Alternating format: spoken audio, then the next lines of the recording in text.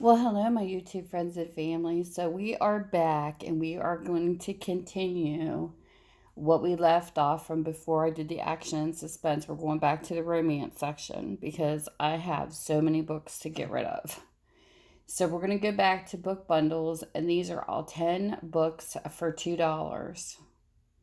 And if you need to get a hold of me because you want any of the lots, you can contact me through Minda's Bookstore and more on Facebook. You can contact me through my email. I'll have everything in the description below. So here is the first book in lot number 25. This is called, oh, and by the way, lots 1 through 24 are gone. They have either been sold or donated. So I need to mark that in my playlist just to let you know. So we're going to 25 now. This here is called Master of Uluru by Helen Bianchin. This is a Harlequin Romance number 2378. This is a copyrighted 1980. This is what the book looks like. And these are older, and this is what it's about. Why couldn't he leave her alone? When Jamie first met Logan in the Australian outback, she knew immediately he wasn't the sort of man for her. And handsome, arrogant Logan made it clear that he considered her a mere child. His taste in women obviously ran to rich, exotic types, but Sasha Andreas, like Sasha Andreas. But if that was true, why did he seem to appear everywhere Jamie went? And why had his kiss seem like a promise? There's the first one. Book number 2 is called Barrio Girl by Alexandra Scott. It is a 1983 copyright, and it is a Harlequin Romance number 2604. So this is what it looks like. And crafters, these get some really nice aged pages. Could his jet-set life ever include Krista? Krista's aunt had been gracious enough to let the brilliant and world-famous conductor Ludovic,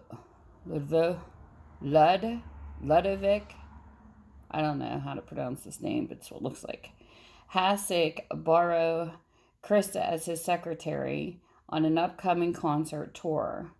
Ludovic's exciting world fascinated Krista, and his music thrilled audience wherever they went.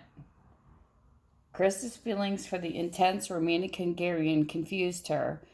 Was it just professional admiration, she wondered, or something more? And what were Ludovic's true feelings for her? The beautiful contested Du Bolet was wondering the same things and wasted no time in trying to get rid of Krista. Book number 3. This one here is called The Angry Man. This is by Joyce Dingwell, and it is Harlequin Romance 2318. This is what the book looks like, and this is what it's about. Polly's heart was not really broken. It had been hurt, though, by her broken romance in England. Thorne Clement's offer of a job as companion to the lovely Serena Clements took Polly to the lush Australian valley, where the Clements brothers conducted agriculture research. But Polly couldn't make any sense of the Clements household. What was wrong with Serena? Why was she guarded? And until she knew Thorne's relationship with Serena, Polly dared not admit she was falling in love with him.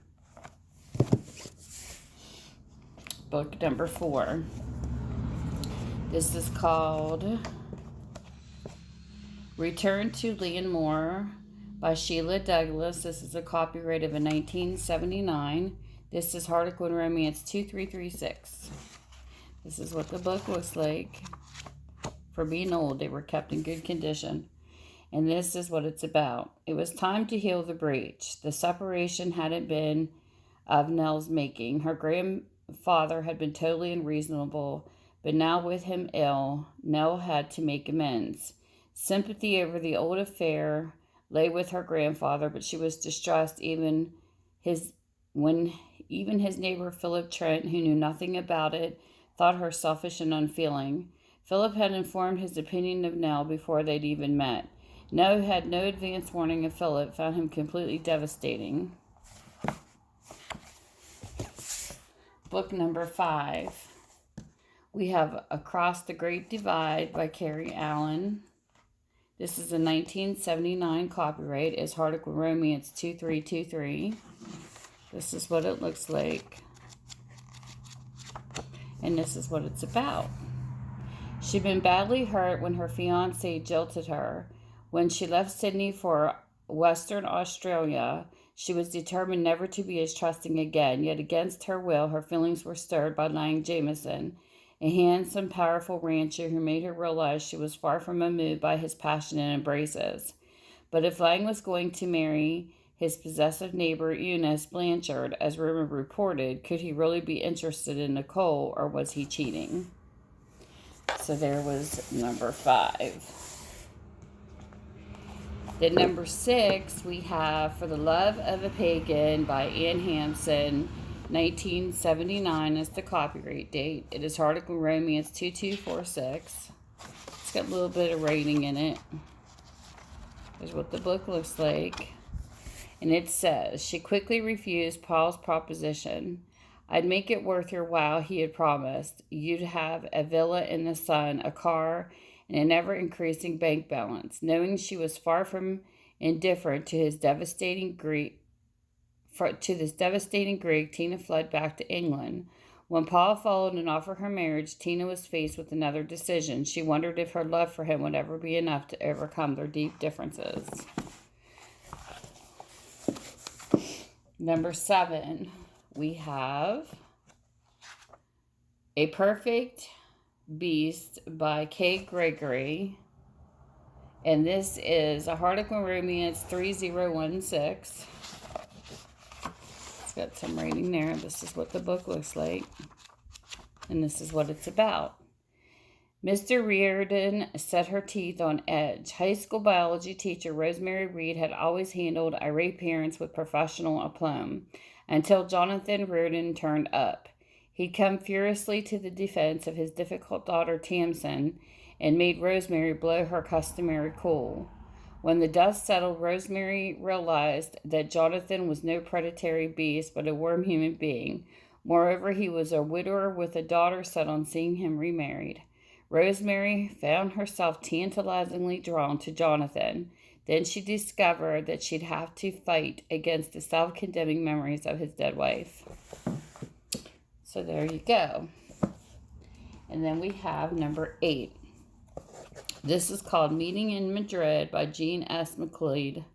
1982.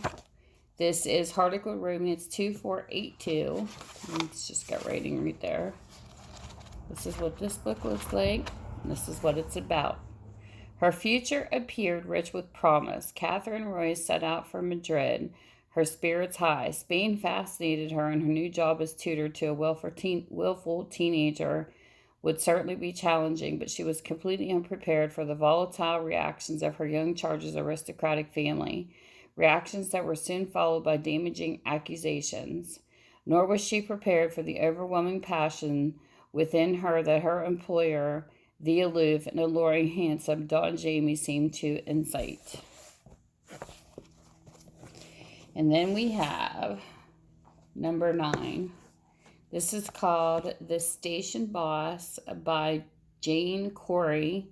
It is a 1980 copyright in Harlequin Romance 2365. This is what the book looks like. And this is what it's about. Her new life was not proving easier. Not until the fate appeared in the person of Clay Damon did Sheila find courage. Sorry for all the noise in the background, but I'm like sitting in my garage. To leave a man who wouldn't defy social conventions to marry her, and since her father had left her a small land holding on part of Clay's ranch, Sheila was eager to be in a place she could finally call home. But she had a bargain on Clay's ulterior motives in wanting her at his homestead, nor his seemingly unbreakable hold over her. And then we have book number 10. This is called Another Man's Ring by Angela Carson. This is in 1989. This is a Harlequin Romance 3067. And this is what this book looks like. And this is what it's about. Breaking things off wouldn't be easy. Judy knew she didn't want to marry Robert, but two sets of parents and the prospective bridegroom were firmly lined up against her. When she was offered a job in Thailand, Judy seized the chance to escape. Her job as secretary to the irascible Nick Compton was rather more of a challenge than she had expected. She wondered if she jumped from the frying pan into the fire. The work she could cope with, but she suspected Nick was too hot to handle. So there you go. There is all 10. Thank you so much for coming by my channel and for commenting. And thank you for spending your time with me. Bye. And leave a comment below if you have any opinions on any books that you would, are interested in. And you guys have a great day. Bye.